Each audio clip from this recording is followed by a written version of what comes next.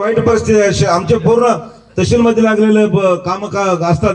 तालुक्यामधून जे ग्रामीण भागातले जोडलेले जे काही काम असतात, तहसील मध्ये असेल, पंचायत समिती असेल, संबंधित सर्व कृषी डिपार्टमेंट असेल, याच्यावर वचकच नाही साहेब.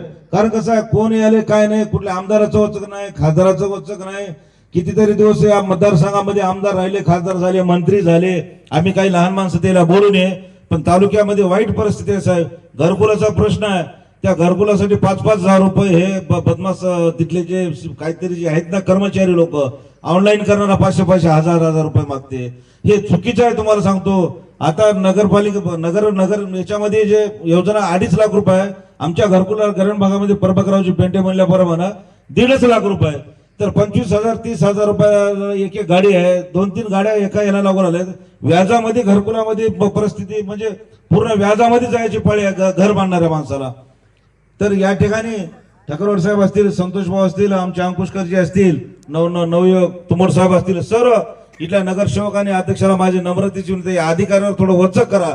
नाही जर ऐकणार तर आम्हालाही सांगा. तुमच्या पुढे येऊन आम्ही त्यांच्या कान्सुलात आणायला मागं पुढे बघणार. लय वाईट परिस्थिती आहे इथल्या लोकांची. अधिकारी कर्मचारी आहे ना, लय मस्तीला आले साहेब. आम्ही म्हणून आम्ही का कुठला काय पदाधिकारी म्हणजे का कुठला काय सभापती नाही, का जिल्हा परिषद सदस्य नाही. मी ग्रामपंचायतचा सुद्धा सदस्य नाही साहेब. तुम्हाला सांगतो, सांगत तात्पर्य म्हणजे सांगून घ्यायला काय वाईट नाही ना. रिअल सांगतो.